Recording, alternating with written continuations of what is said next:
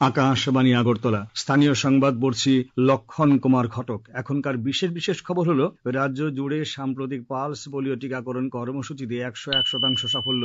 রাজ্য বিধানসভার অধ্যক্ষ প্রয়াত বিশ্ববন্ধু সেনের শেষকৃত্য আগামীকাল ধর্মনগরে পূর্ণ রাষ্ট্রীয় মর্যাদায় সম্পন্ন হবে। প্রধানমন্ত্রী নরেন্দ্র মোদী আগামীকাল সকাল 11টায় আকাশবাণীর মন কি বাত অনুষ্ঠানে দেশ বিদেশের জনগণের সাথে মত বিনিময় করবেন। আগামী 1 জানুয়ারি পর্যন্ত উত্তর পূর্ব ভারত, উড়িষ্যা, পশ্চিমবঙ্গ, সিকিম এবং উত্তরাখণ্ডের কিছু অংশে ঘন কুয়াশার সতর্কবার্তা। রাজ্য জুড়ে সাম্প্রতিক পালস পোলিও টিকাকরণ কর্মসূচিতে লক্ষ্যমাত্রার নিরিখে 101% সাফল্য অর্জন হয়েছে, যা রাজ্যের স্বাস্থ্য পরিষেবায় একটি গুরুত্বপূর্ণ মাইলফলক। জাতীয় স্বাস্থ্য মিশন ত্রিপুরার পক্ষ থেকে এ সংবাদ জানানো হয়েছে। গত 21 ডিসেম্বর থেকে 24 ডিসেম্বর পর্যন্ত অভিযানে রাজ্যে 3,40,874 জন শিশুকে পালস পোলিও ডোজ খাওয়ানোর লক্ষ্যমাত্রা নেওয়া হয়েছিল। এই অভিযানে রাজ্যে মোট 3,43,698 জন শিশুকে পোলিও ডোজ খাওয়ানো হয়েছে। রাজ্য বিধানসভার অধ্যক্ষ প্রয়াত বিশ্ববন্ধু সেনের শেষকৃত্য আগামীকাল ধর্মনগরে পূর্ণ রাষ্ট্রীয় মর্যাদায় সম্পন্ন হবে। বিশ্ববন্ধু সেনের মরদেহ আজ সকালে বেঙ্গালুরু থেকে আগরতলায় আনা হয়। এমবিবি বিমানবন্দর থেকে মরদেহ নিয়ে যাওয়া হয় বিধানসভা ভবনে।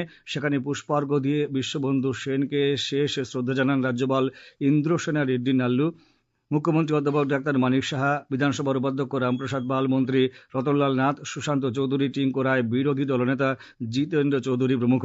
পরে তার মরদেহ নিয়ে যাওয়া হয় প্রদেশ বিজেপি কার্যালয়ে। সেখানে দলের নেতৃবৃন্দ, দলীয় কর্মী সমর্থকরা তাকে শেষ শ্রদ্ধা জানান।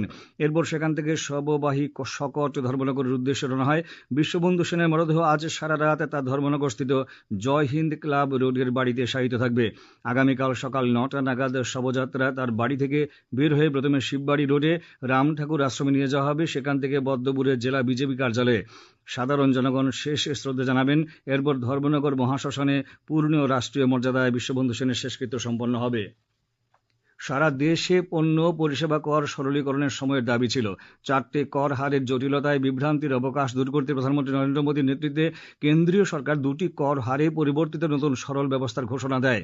এর সঙ্গে দেশের মধ্যবিত্ত এবং নিম্ন মধ্যবিত্ত অংশের মানুষকেও নবরাত্রি ও দুর্গাপুজোর প্রাক পর্ব সেপ্টেম্বরের 22 তারিখ থেকে স্বস্তির সুযোগও করে দিয়েছিল এই সংস্কারের প্রয়াস। ফলে সাধারণ মানুষ উৎসব মরশুমে পেয়েছিলেন মন খুলে কেনাকাটার অতিরিক্ত সুযোগও। ইংরেজি বছরের শেষ লগ্নে তা নিয়ে শুনুন এই প্রতিবেদন। 2017 থেকে চালু হওয়া পণ্য ও পরিষেবা করে আগে ছিল 5%, 12%, 18% এবং 28%-এর 4টি ধাপ। এই কর ব্যবস্থাপনার অভিজ্ঞতা প্রভাবিত করে চলেছিল সংস্কারের ভাবনাকে। ফলে বাজেট প্রস্তাবের সময়কালীন ঘোষণা কার্যকর হয়ে গেল উৎসব মরশুমের ঠিক আগে 22 সেপ্টেম্বরে। এই নতুন কর ব্যবস্থা 5% এবং 18% এই দুই হারে আগেকার 12 এবং 28%-এর কর হারের আওতাভুক্ত পণ্যগুলিকে নিয়ে আসায় স্বাভাবিকভাবেই দাম কমল অনেক পণ্যের। অনেকটা করের চাপমুক্ত ব্যবস্থায় নিত্য প্রয়োজনীয় সামগ্রী, জীবনদায়ী ঔষধ এবং বীমা ক্ষেত্রে ব্যাপক উৎসাহ জাগানোর সুযোগ এনে দিল নতুন ব্যবস্থা। সংস্কারের সুফলদায়ী দিকটাকে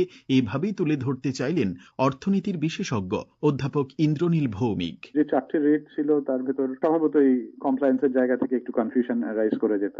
মূলত ট্যাক্স স্ট্রাকচারটাকে সিম্পলিফাই করার উদ্দেশ্য নিয়ে এই রিফর্মস অ্যাডপ্ট করা হয় সেপ্টেম্বর মাসে।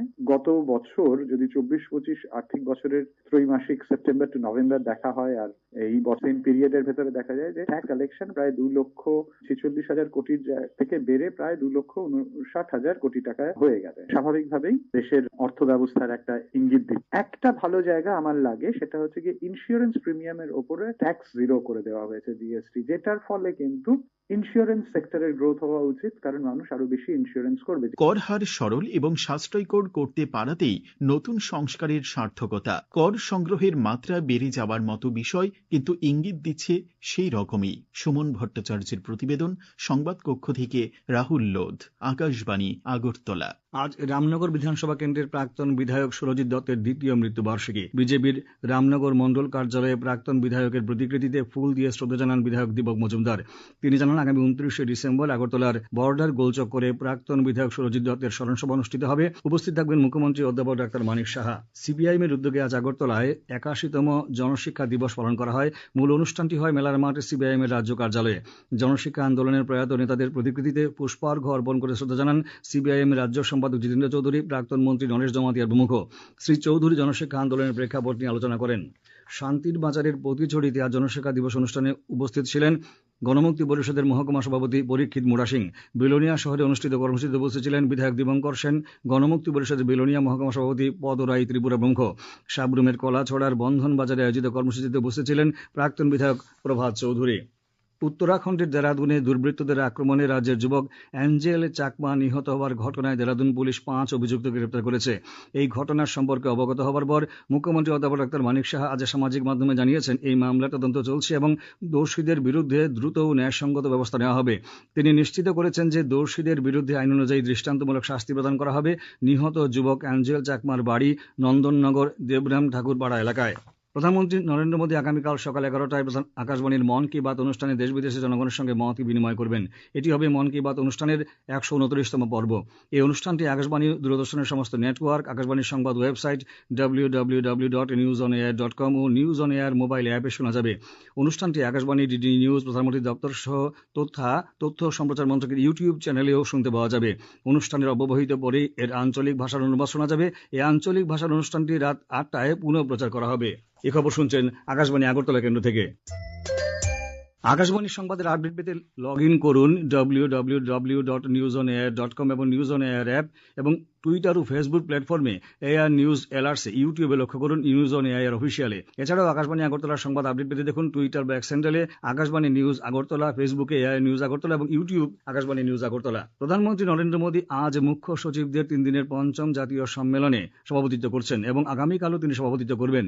গতকাল থেকে নতুন দিল্লিতে এই সম্মেলন শুরু হয়েছে। সম্মেলনের লক্ষ্য হল জাতীয় উন্নয়নকে অগ্রাধিকার দিয়ে কেন্দ্র রাজ্য অংশীদারিত্ব শক্তিশালী করা। ঊনকোটি জেলার পেঁচাথল থানাধীন মাছমারার বস্তিতে আজ গাঁজা বিরোধী অভিযান সংগঠিত হয়। পেঁচাতল থানার ওসি মঙ্গেশ বাটারির নেতৃত্বে এই অভিযানে ছিল পুলিশ ও টিএসআর। এই অভিযানে আনুমানিক 17,000 পরিণত গাঁজা গাছ ধ্বংস করা হয়েছে বলে কুমারঘাটের এসডিপিও উৎপেন্দ্র দেবনাথ জানিয়েছেন। এদিকে আজ নেশা বিরোধী অভিযানে সাফল্য পেয়েছে সোনামুড়া থানার পুলিশ ও বিএসএফ এর যৌথ বাহিনী। আজ সকাল 7:30টা থেকে 7 ঘণ্টা ব্যাপী চলা অভিযানে ধ্বংস করা হয়েছে প্রায় 3,60,000 গাঁজা গাছ। সোনামুড়া থানার ওসি তাপস দাস জানিয়েছেন, যার আনুমানিক বাজার মূল্য 7 কোটি 20 লক্ষ টাকা। অভিযান চলে সোনামুড়া থানাধীন কমলনগর, বাতাদুলা, ধনিরামপুরের বনাঞ্চলে। পুলিশ ছাড়াও 81 নম্বর ব্যাটালিয়ন, বিএসএফ, টিএসআর ও স্পেশাল টাস্ক ফোর্স ছিল এই অভিযানে। কেন্দ্রীয় সরকারের ভোক্তা বিষয়ক দপ্তরের অধীনস্থ জাতীয় ভোক্তা হেল্পলাইনের মাধ্যমে 31টি ক্ষেত্রে 45 কোটি টাকা ফিরিয়ে দিয়েছে। ভোক্তা বিষয়ক খাদ্য গণবন্টন মন্ত্রক জানিয়েছে, এই উদ্যোগের ফলে গত 8 মাসে 67,000-এরও বেশি গ্রাহকের অভিযোগের সমাধান করা হয়েছে। আরও জানানো হয়েছে, সর্বোচ্চ সংখ্যক অভিযোগ রেকর্ড হয়েছে ই কমার্স ক্ষেত্রের সংখ্যায় 39,000-এরও বেশি। অর্থ ফেরত দেওয়া হয়েছে 32 কোটি টাকা। ভোক্তারা 1915 টোল ফ্রি অথবা নিঃশুল্ক হেল্পলাইন নম্বরের মাধ্যমে 17টি ভাষায় তাদের অভিযোগ নথিভুক্ত করতে পারেন। হাঁপানিয়া আন্তর্জাতিক মেলা প্রাঙ্গণে অনুষ্ঠিত 20তম আঞ্চলিক সরস মেলা গতকাল শেষ হয়েছে। গ্রাম উন্নয়ন দপ্তরের ত্রিপুরা গ্রামীণ জীবিকা মিশনের উদ্যোগে এই আঞ্চলিক সরস মেলার আয়োজন করা হয়েছিল। এবারের সরস মেলার ভাবনা ছিল দিদিদের স্বনির্ভরতার পথে স্বদেশী পণ্যের সাথে। ভারতীয় আবহাওয়া দপ্তর আগামী 1 জানুয়ারি পর্যন্ত উত্তর পূর্ব ভারত, উড়িষ্যা, পশ্চিমবঙ্গ, সিকিম এবং উত্তরাখণ্ডের কিছু অংশে ঘন কুয়াশা থাকবে বলে জানিয়েছে। এছাড়া আগামী 3 দিন বিহার, হরিয়ানা, চণ্ডীগড়, দিল্লি, হিমাচল প্রদেশ এবং পাঞ্জাবে ঘন থেকে ঘন কুয়াশার পূর্বাভাস দিয়ে একটি লাল সতর্কতা জারি করেছে। সেই সাথে আগামীকাল ঝাড়খণ্ড, উত্তরপ্রদেশ, বিহার এবং উত্তরাখণ্ডে তীব্র ঠান্ডার পূর্বাভাস দিয়েছে। আগামীকাল আকাশ সাধারণত পরিষ্কার থাকবে। আজ রাত থেকে আগামীকাল সকালে পশ্চিম জেলা, খোয়াই, সিপাহী জেলা, গোমতী ও দক্ষিণ ত্রিপুরা জেলার কিছু স্থানে ঘন কুয়াশা পড়ার সম্ভাবনা রয়েছে। আগামীকাল দিনের সর্বোচ্চ তাপমাত্রা 22 ডিগ্রি সেলসিয়াস এবং সর্বনিম্ন 13 ডিগ্রি সেলসিয়াসের কাছাকাছি থাকতে পারে। আজ দিনের সর্বোচ্চ তাপমাত্রা ছিল 20.8 ডিগ্রি সেলসিয়াস এবং সর্বনিম্ন 13.2 ডিগ্রি সেলসিয়াস। শেষ করার আগে বিশেষ বিশেষ খবরগুলো আরেকবার পড়ছি। রাজ্য জুড়ে সাম্প্রতিক পালস পোলিও টিকাকরণ কর্মসূচিতে 101% সাফল্য।